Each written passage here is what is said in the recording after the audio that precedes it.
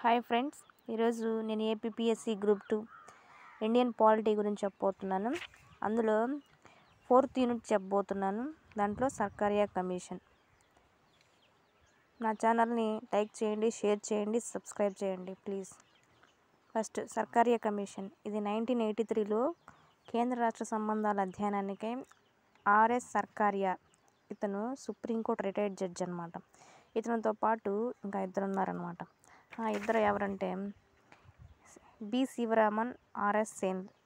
వీళ్ళిద్దరూ కలిసి ఇతనితో కలిసి ముగ్గురు త్రిసభ్య కమిషన్ ఏర్పాటు చేశారనమాట. అయితే కేంద్ర రాష్ట్ర ప్రభుత్వాల మధ్య ప్రస్తుతం గల విధానాన్ని పరిశీలించి తగు సూచనలు చేయాల్సిందిగా ఈ కమిషన్ కోరిందనమాట. అయితే ఈ నివేదికను ఎప్పుడు సమర్పించారంటే 1988లో సమర్పించారు. అయితే ప్రస్తుతం గల రాజ్యాంగ ఏర్పాట్లను బలోపేతంగా గల ఆయా సంస్థల విషయంలో ఎలాంటి నిర్మాణాత్మకమైన మార్పులు అవసరం లేవని ఈ కమిటీ అభిప్రాయపడిందంట. అయితే కేవలం వీటిని అమలుపరచడంలో మాత్రమే మార్పులు అవసరమని భావించిందంట. అయితే కేంద్రం యొక్క అధికారాలను తగ్గించడాన్ని నిరసించి జాతీయ సమైక్యతను, సమగ్రతను బలమైన కేంద్ర ప్రభుత్వం ఎంతైనా అవసరమని ఈ కమిటీ అభిప్రాయపడిందంట. అయితే అధికారాల వికేంద్రీకరణకు బలమైన కేంద్ర ప్రభుత్వాలు వేరువేరుగా సూచించిందంట.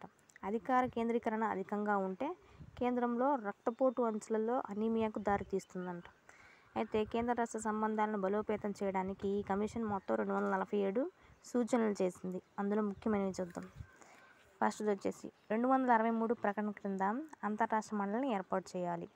2 356 ప్రకటన అంటే రాష్ట్రపతి పాలనను కేవలం చివరి ప్రయత్నంగా మాత్రమే వినియోగించాలి. 3 అఖిల భారత సివిల్ సర్వీసులను బలోపేతం చేసి మరికొన్ని సర్వీసులను పెంచాలంట.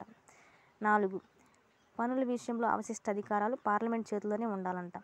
ఇతర అవశిష్ట అధికారాలు ఉమ్మడి జాబితాలో చేర్చాలి. 5 ఏదైనా రాష్ట్ర బిల్లును రాష్ట్రపతి ఆమోదించకుంటే దానికి కారణాలు సంబంధిత రాష్ట్ర ప్రభుత్వానికి ఖచ్చితంగా తెలియజేయాలంట. 6 జాతీయ అభివృద్ధి మండలి అంటే ఎన్డీసీను పునర్నిర్మించి జాతీయ ఆర్థిక అభివృద్ధి మండలిగా మార్చాలంటే అంటే ఎన్ఈడిసిగా. 7 సమైక్యవాదాన్ని పెంపొందించే విధంగా జోనల్ మండలను ఏర్పాటు చేయాలంట. 8 రాష్ట్ర అనుమతి లేకుండా కేంద్ర ప్రభుత్వం అంట ఆర్మీ దళాలను పంపవచ్చంట, కానీ రాష్ట్రాలను సంప్రదించడం మంచిదంట. 9 ఉమ్మడి జాబితా అంశంపై కేంద్ర శాసనం చేస్తే రాష్ట్రాలు సంప్రదించాలంట.